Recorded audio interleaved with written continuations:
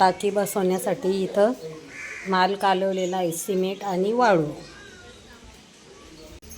आपल्या टेरेसवरती पाण्याची टाकी बसवण्यासाठी इथं माल कालवलेला आहे. बांधकाम करून त्याच्यावरती टाकी बसवणार आहे. टाकी आम्ही पुण्यावरून आणलेली आहे, ते तर तुम्हाला सांगितलं, पण ती खूप दिवसाच्या आधी आणलेली आहे. आपल्या जुन्या घरी होती, कारण तिथं मला ती लागत नव्हती. ज्यावेळेस 15 दिवसातून पाणी यायचं त्यावेळेस ती घेतलेली होती. गाडीवरती बांधून आम्ही ती इथं आणलेली होती, पण ती आता उपयोगात आलेली आहे. मी नको म्हणत होते तुमच्या दादाला की कशाला एवढ्या लांब घेतात, पण ती उपयोगात आली. बऱ्याच वस्तू अशा आहेत की आपण त्यावेळेस इथं आणलेल्या आहे, पण त्या आज रोजी खूप कामात येत आहेत.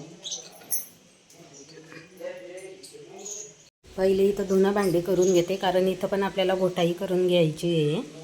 धुणं भांडी नंतर मला करता येणार नाही, त्यामुळे पहिले आता धुणं आणि भांडी. 45 जास्त घेतली, 43 आहे. मी 45चा कट्टा घेतला थोडासा. बरोबर आहे.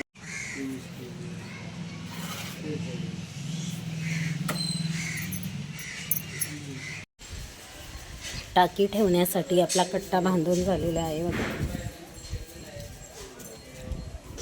घोटाई पण केलेली आहे त्याला सिमेंटने.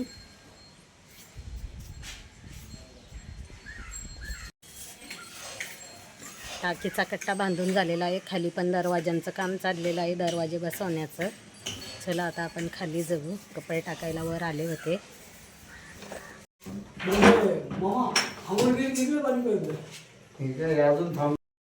वरती कट्टा पण बांधून झालेला आहे. त्यानंतर आपलं जे छोटंसं भांड्यांसाठी बाथरूम आहे त्याला पण घोटाई चाललेली आहे. दरवाजे बसवण्याचं पण काम चाललेलं आहे, त्यामुळे घरात खूप असा पसारा झालेला आहे.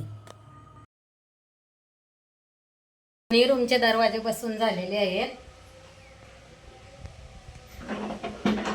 कळी कोंडे ही आतली साईड आहे. आतून पण हँडल लावलेला आहे धरायला, आणि खाली कळी वरती पण आहे. माझा तर काय हात पोहोचत नाही.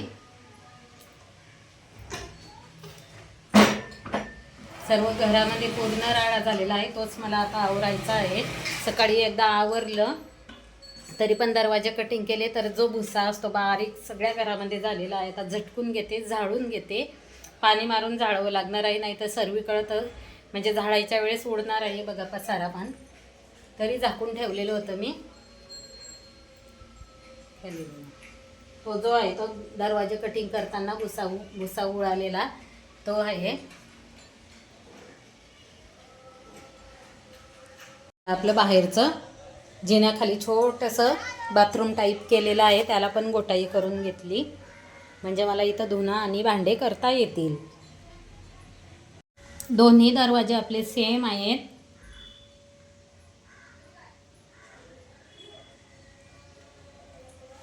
दरवाजा पण पुसावा लागणार आहे.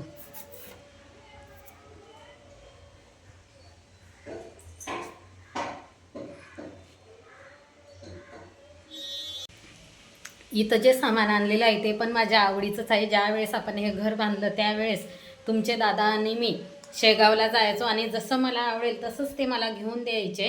बेसिंग पण आणलेलं आहे, वॉश बेसिंग, भांडे घासण्यासाठी बेसिंग, पण ते काही अजून बसवलेले नाही, ते उद्या बसवायचं आहे.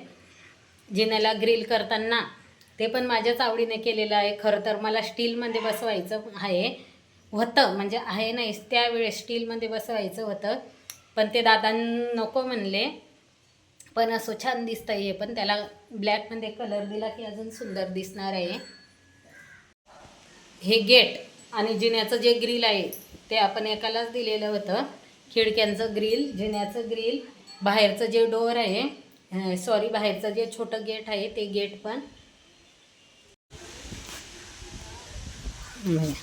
हे ग्रिल, हे खिडक्यांचं ग्रिल. तसं तर ही जी खिडकी केलेली आहे ग्रिलमध्ये ही आपली चुकलेली आहे. इथं जे आहे भिंतीच्या लेवलमध्ये आलेलं आहे. मला ते खाली पाहिजे होतं, का तर मला तिथं झाडांच्या कुंड्या ठेवता आल्या असत्या. असं आहे. हे थोडंसं खाली जर असतं तर यामध्ये कुंड्या बसल्या असत्या, पण असं आता काही हरकत नाही. चहा पाण्याची जी भांडी आहे ती भांडी बाहेर ठेवलेली आहे मी, कारण आता ती भांडी मला बाहेरच घासावी लागणार आहे. पहिले घरामधला जो काही पसारा आहे तो आवरून घेते, पाणी मारून झाडू मारून घेते आणि नंतर भांडे घासते. का तर भांडे आता आपल्याला इथं घासावी लागणार नाही, बाहेर मी वटा आहे त्या वट्यावरतीच भांडे घासणार आहे. चला, तुळशीचं वृंदावन पण तर मला अजून थोडं आतमध्ये घ्यायचं आहे. जी वाळू होती ती वाळू आपण कामाला वापरली, आता जी उरलेली आहे ती इथंच अशी लावून ठेवलेली आहे.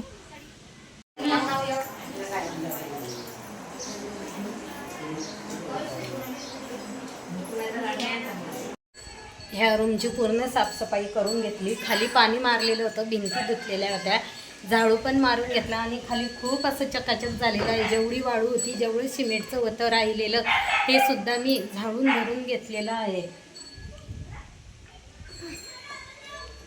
त्या स्टूलवरती आपल्या बॅगा ठेवलेल्या आहेत. या स्टूलवरती आपला जो पाण्याचा जार आहे तो ठेवणार आहे, म्हणजे तो त्याच्यावरतीच होता, पण मी झाडून घेण्यासाठी तो काढलेला होता. ही बघा, आपण पुण्यावरून आणलेली टीव्ही ती सुद्धा इथं ठेवली. का तर त्या बेडशीटवरती पाणी मारलं तर वाळूचं उरलेलं होतं. पाणी मारल्यानंतर जे काही चिखलाचे शितोळे असतात ते त्याच्यावरती उरलेलं होतं, त्यामुळे मी ते बेडशीट धुवायला काढलेलं आहे. टीव्ही तिथं ठेवलेला आहे. चला, आता आपण इकडच्या रूममध्ये बघू. हे बघा, इकडच्या रूममध्ये सुद्धा पाणी मारलेलं आहे. पाणी मारून झाडून घेतलं.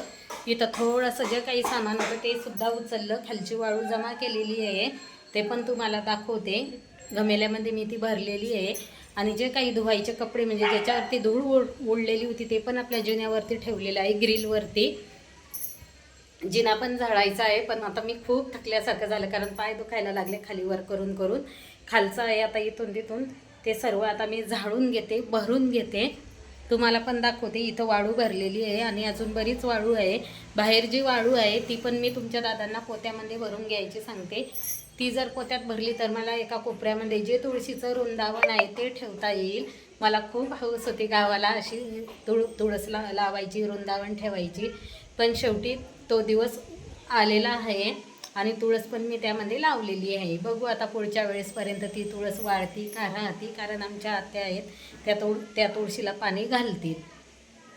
त्या तिकडं राहतात, त्या काही जास्त इकडं येत नाही. त्यांनी जे भांडे होते, म्हणजे चहा पाण्याची, नाश्त्याची, ती बाहेर ठेवलेली, ती मला घासायची होती. मी जेवायला तिकडं गेलेली होती, तर त्याने ती भांडीसुद्धा घासून ठेवलेली आहे. पण त्यांना एवढं काही जमलं नसतं. त्यांना मी सांगितलं होतं तुम्ही नका घासू भांडी, मी आल्यानंतर घासते, तरी पण त्यांनी भांडे घासून ठेवलेली आहे.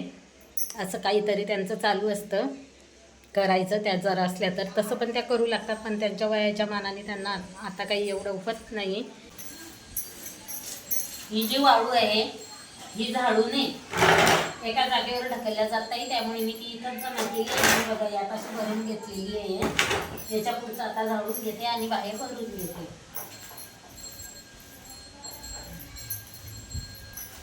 गावाला आलं की गावाकडच्या सारखं राहावं लागतं. संध्याकाळची झाडझूड, सकाळची झाडझूड.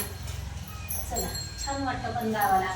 दारापुढेच बैल बांधलेले आहे, दारावरूनच बैल गाडी जाते, छान छान दिवसभर असा आवाज येतो.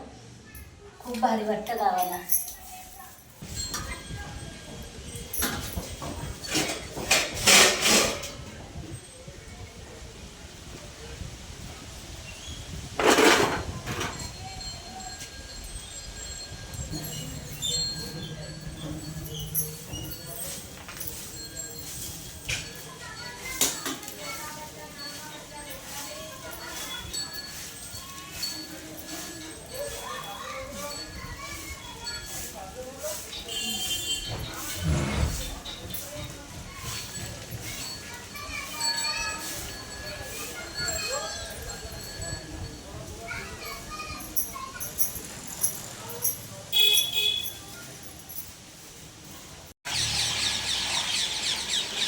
पायान चोडलं की पायान चोडल्यावर निघताय का ते. जो आपण सकाळी कट्टा केलेला होता त्याच्यावरती पाणी मारलं आणि जे ताडपत्री आहे ती पण दादांनी धुवून काढलेली आहे. का तर ती खूप घाण झालेली होती. जो आपण सकाळी कट्टा केलेला आहे टाकी ठेवण्यासाठी त्याच्यावरती दिवसभर पाणी नाही मारलं, आत्ता पाणी मारलं आणि जी आपली ताडपत्री आहे ती पण आता स्वच्छ धुवून काढलेली आहे. ती बघा तुम्हाला दिसत असेल. वायरमध्ये अटकलेली आहे इथे. थांबा जरा 2 मिनिटं.